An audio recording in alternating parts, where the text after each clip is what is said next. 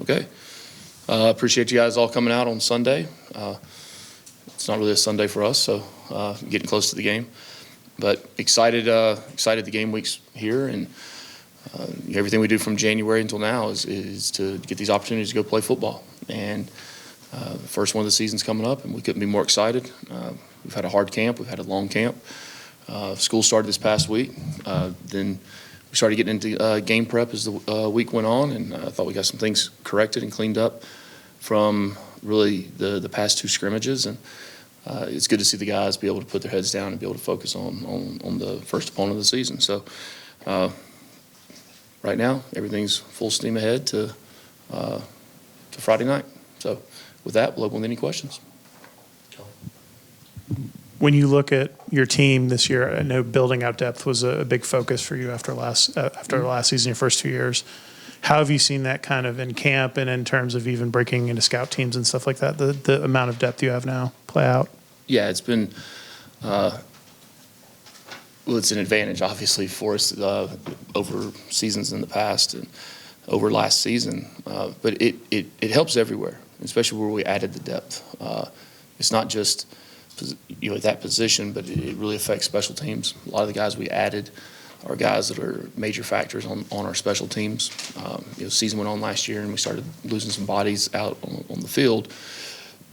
The thing you don't see as much is the impact it has on teams. So to increase that, I think it's going to really help us in those areas, be able to have more guys play, keep guys fresher in the fourth quarter. That's a big point of it. But also with the way we practice and the physicality that we have in our practices, that you're not out there kind of with your fingers crossed that one guy gets dinged up or banged up or whatnot. So you're able to mix other guys in with those reps, and just all in all, it's really helped us build our team and feel like having a little more confidence going into the season when you have that depth. Jackson? You mentioned your admiration for Deion Sanders in the past. What's it going to be like coaching against him on Friday night? Yeah, well, coaching against him, it's the same as coaching anyone else. We're focused on what we have to do and what we have to go up there to be successful. But I think the time leading up to it is probably the cool thing. It really is. I mean, when you grow up a avid sports fan in the Southeast, and I was a huge football fan, huge fan of baseball, and obviously my team was the Braves. Growing up in Birmingham, so to see him be able to perform and play at both sports at such a high level, and it was just the coolest thing because there were two guys then that were doing it. It was him and it was Bo Jackson, and those were the two guys that I wanted to be like when I grew up. So I obviously couldn't hit a curveball, and then wasn't fast enough to play corner or running back, and so here I am. But really excited. Thank you for the depth chart, first of all. Why did you put one out? Because I don't think your opponent is going to do it. Yeah, that's not really doesn't have any bearing on how we go about our business. Everyone has to make the decision that's best for them and their program, and it doesn't really change us one way or the other.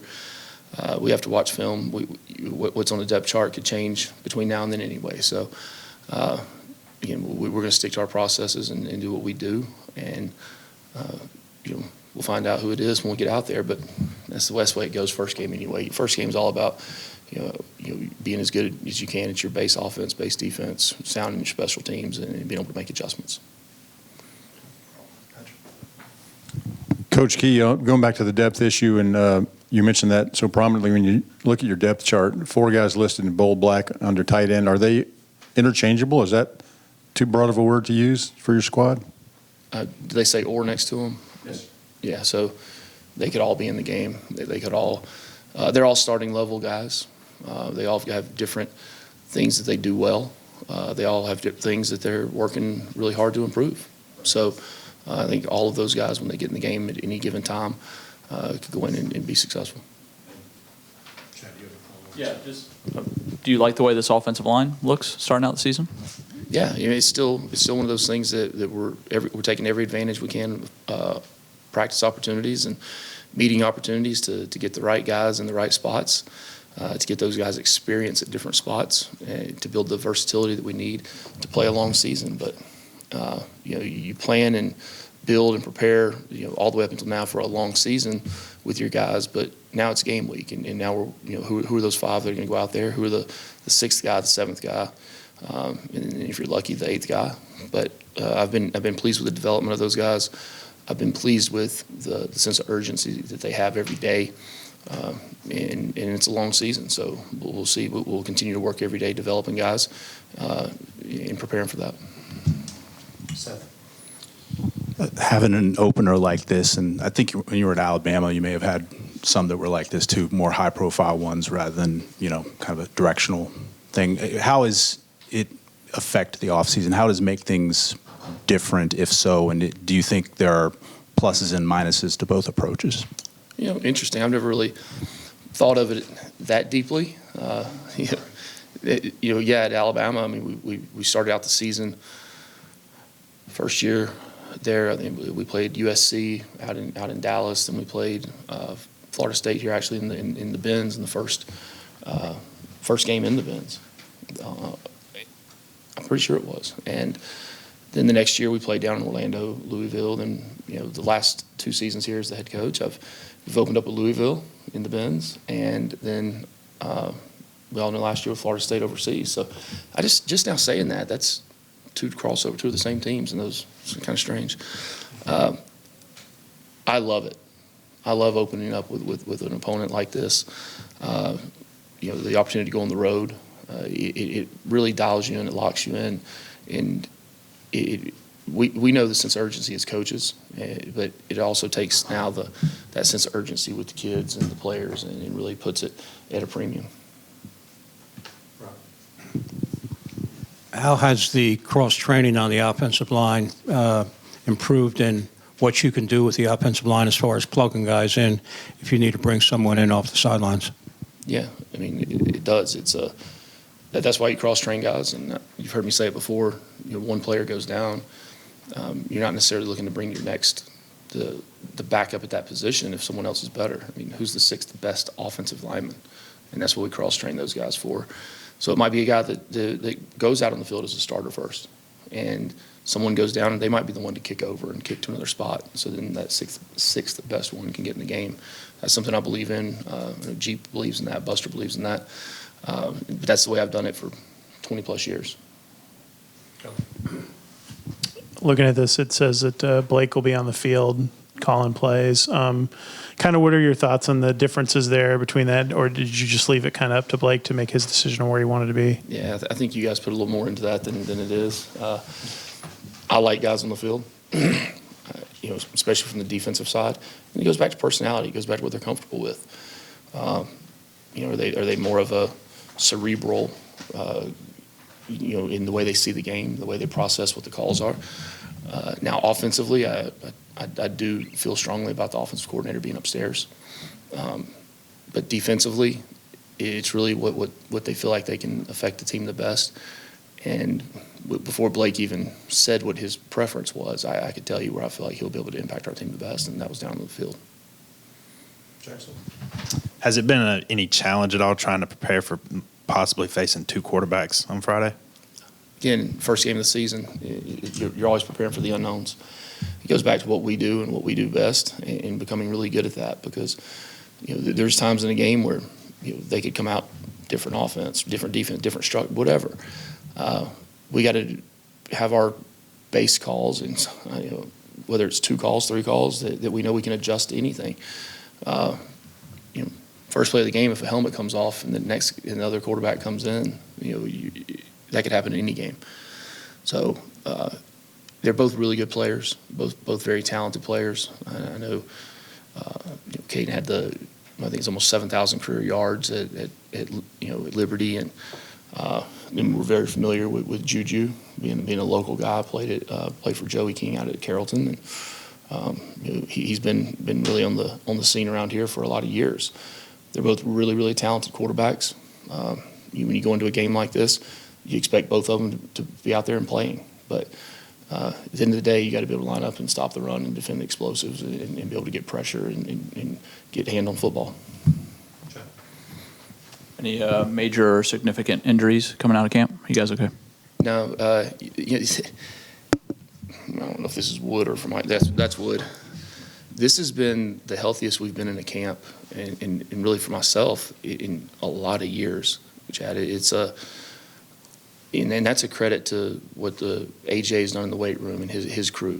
The sports science part that we rely so heavily on with Jordan Diaz and Sean Boyle, and what Pat does with the analytics and how we put the practices together, and then into the training room. Brad Kimball and his staff have done a great job of really building these guys and preparing them, because you can't control those things. You can't, but this has been one of those rarities that's been in the positive for us. So hopefully that continues, but whatever it is, next man up. You had experience last year playing Florida State the first game, a lot of portal guys, a lot of having to kind of dig around to figure out how they would fit into things. Does that give you some advantage when you play like a Colorado team that has a lot of new pieces, in terms of having, I guess, a way of scouting that and trying to understand how to look at it without having maybe film of them playing there? No, I mean, if you're asking if there's an advantage from playing a team last year to this year, not at all. You've got to make your best assumptions out there. But when you look at their defense, they have a lot of guys back. I think it's 7 or 8 guys that started on the defense last year. There's a dozen or so that are in the 2 deep from last year. But the thing I really see is when you have 20 guys on defense that are juniors or seniors, and you've got an experienced group like that, and that really goes for their entire team. I think they lead the country in most seniors on their team. We have 27, and that's a lot in this day and age. And they have, 38 seniors on their football team. So I know the advantage that we've been able to have from that. So I'm looking at them saying, well, that's really the same thing. They have that same advantage with the leadership and the older people that have been through the fires, regardless if it was there or not. They have a lot of guys back on D, and their defense coordinator, Robert Livingston, I believe, has done a fantastic job there in one season. Just really changing the direction of their defense and how they play. He'd been in the NFL 10 years previously.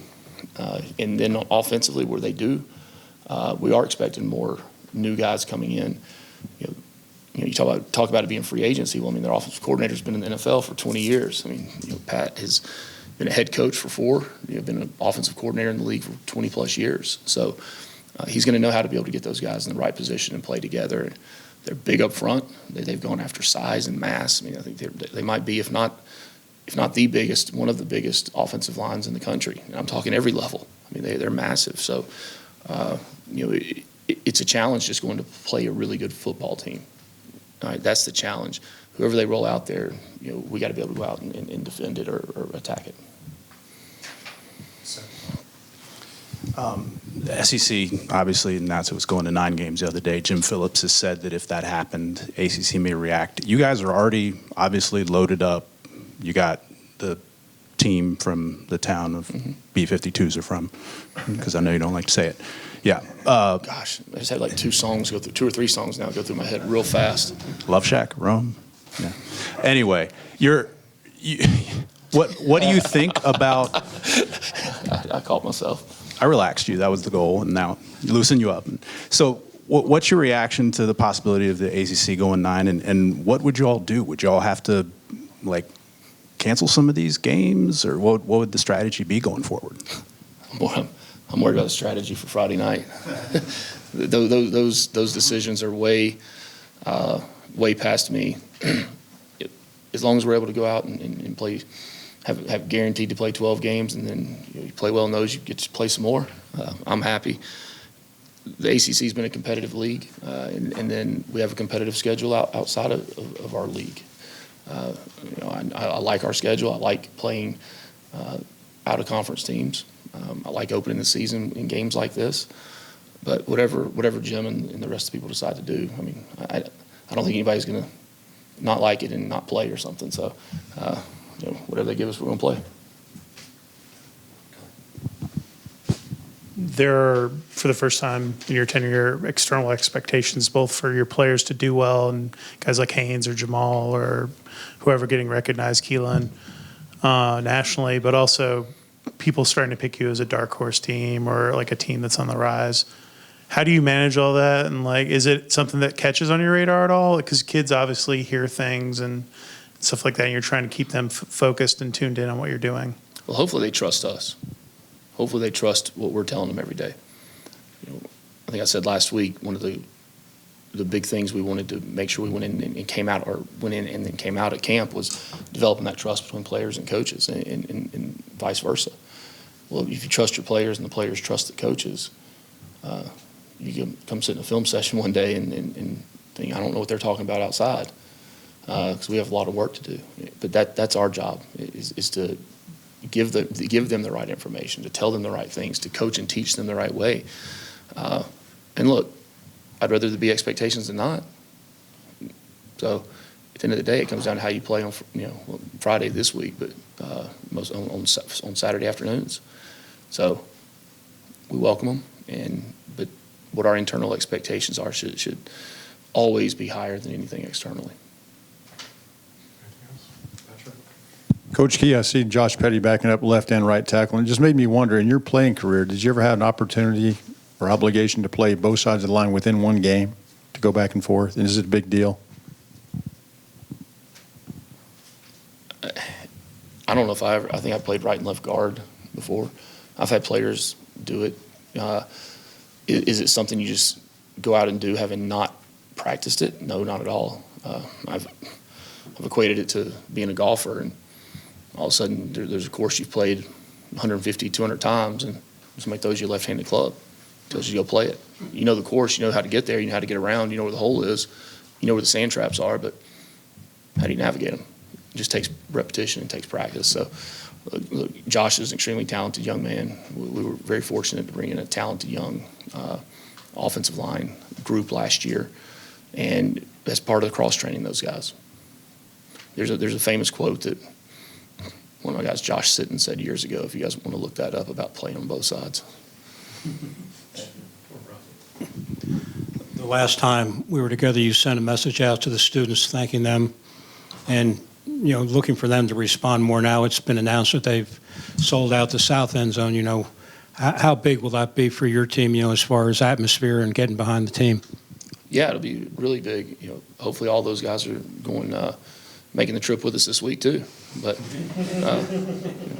so we'll wait till next week to talk about the home games. But hopefully between now and then, you said they've sold out the south, let's start opening up more.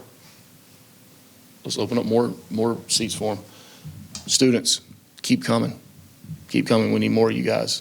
So we're not going to push any of them away. I promise you that. Anything else for Coach Key? Is that it? All right. Really appreciate y'all. And what do we have again? Tuesday? See y'all on Tuesday. Go Jackets.